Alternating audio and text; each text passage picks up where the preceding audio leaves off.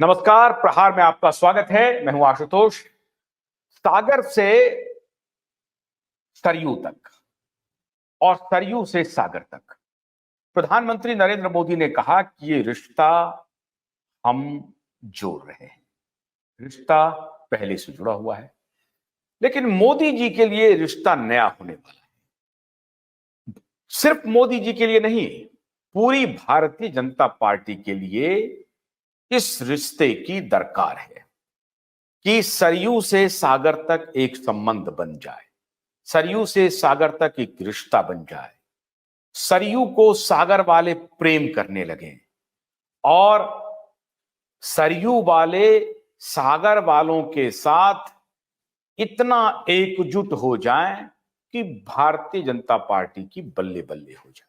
इशारा समझ रहे होंगे आप, जहां सरयू है वहां भारतीय जनता पार्टी की बल्ले बल्ले है, लेकिन जहां सागर है वहां बीजेपी की दाल नहीं गल रही है। शायद सरयू का पानी मीठा है, दाल गल जा रही है। सागर का पानी खारा है, इसलिए दाल गलने में थोड़ी मुश्किल हो रही है।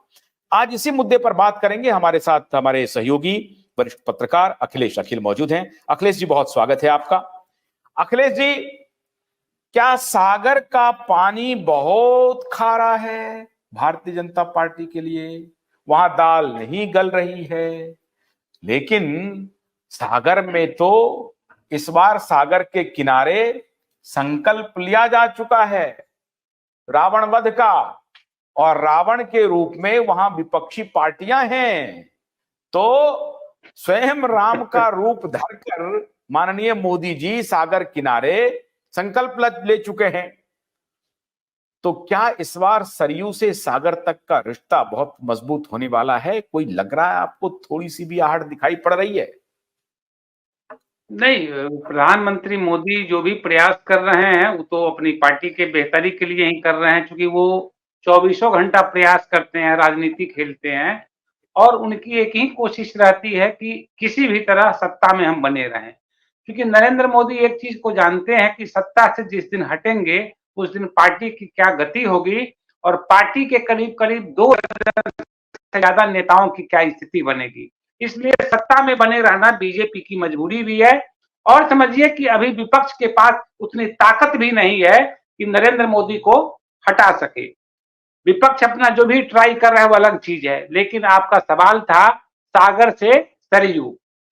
तो सागर का पानी खारा है ये तो आप ही कह रहे हैं, और सरयू की कहानी ये है कि सरयू में पानी बहुत बह चुका है। अब सरयू की वो स्थिति नहीं है। पानी बहते बहते इतना पानी बह गया और बीजेपी का पानी बहुत बहा है वहां पर। अब सरयू से जुड़ा हुआ पानी और वहां की राजनीति भी अब बदल रही है। एक बड़ी बात ये मैं बता देता हूं, उत्तर प्रदेश में जहां पर सरयू, समझिए कि सरयू का नदी है और सरयू का पानी बहता है, उसी उत्तर प्रदेश और अयोध्या की राजनीति के को आगे करके जिस तरह से उत्तर प्रदेश की राजनीति और पूरे उत्तर भारत की राजनीति को नरेंद्र मोदी और बीजेपी साध रहे हैं, इस बार शायद वो मुश्किल में फंसते दिख रहे हैं। क्योंकि उत्तर प्रदेश में कई तरह के फ्रंट काम कर रहे हैं और बीजेपी को सबसे ज्यादा नुकसान वहां इस बार बसपा और समाजवादी पार्टी से होने जा रहा है। और ये आप कल्पना भी नहीं कर सकते हैं कि किस तरह से मायावती और अखिलेश यादव ने वहां पर घेराव किया है।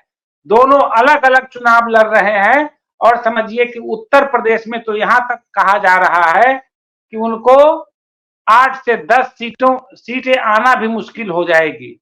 अब ये बात अतिशयोक्ति हो सकती है, लेकिन ये समाजवादी पार्टी और बसपा का जो जो खेल है उसमें बीजेपी भी घबरा गई है। अब चलिए, जैसे दक्षिण भारत में जहां जाकर पूजा किए, सागर में स्नान किए, फोटो खिंचवाए, तमिलनाडु में ये क्या कर पाएंगे? तमिलनाडु में इनका क्या है? तमिलनाडु में तो बहुत पहले से राजनीति कर रहे हैं। एक गठबंधन भी इन्होंने अन्ना द्रमुक से किया, वो भी गठबंधन टूट गया। क्यों टूटा, इसका विश्लेषण आप करिए ना, क्यों टूटा वो? क्योंकि इनके पास कुछ है नहीं। लेकिन बड़ा से बड़ा समझिए कि ये हर चीज में ये अपना हिस्सेदारी मांग रहे थे। अंत में क्या हुआ कि अन्ना द्रमुक ने इनके साथ अपनी संगठन को तोड़ा या कहा कि भैया हम अलग अलग लड़ेंगे। तो तमिलनाडु में समझिए कि बीजेपी का हाल में तो बहुत बड़ा परफॉर्मेंस वहां हमको नहीं दिखता है। इनकी पार्टी संगठन जो स्थानीय संगठन है, बहुत मेहनत वो लोग कर रहे हैं।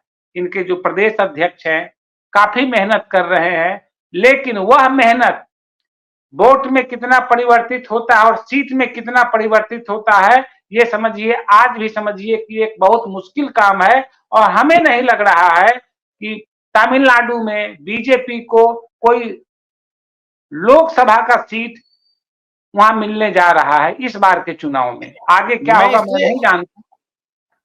भोलानाथ का ब्रश कटर एक बैटरी से चलने वाली मशीन है जिसका चार्जिंग समय 3.5 घंटे है। इसे हम 6 से 8 घंटे बिना रुके चला सकते हैं। एक बार चार्ज करने पर ये 16,000 स्क्वायर फीट गेहूं, चावल, बजरा, जोबर के खेत काट सकता है, जबकि इसी कार्य को पेट्रोल ब्रश कटर 1,000 रुपए पेट्रोल का खर्चा करता है।